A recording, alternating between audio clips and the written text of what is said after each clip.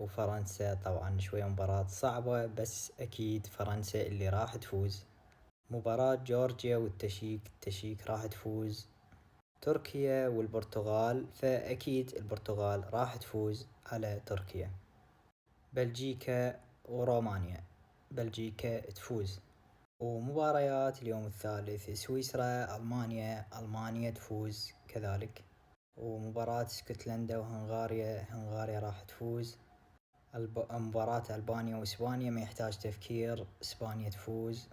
مباراة كرواتيا وإيطاليا ما يحتاج أي تفكير، الفوز لإيطاليا.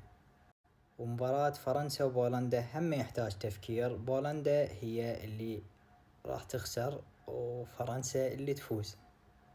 ومباراة هولندا والنمسا ما يحتاج تفكير، هولندا اللي تفوز. مباراة الدنمارك وصربيا، الدنمارك راح تفوز.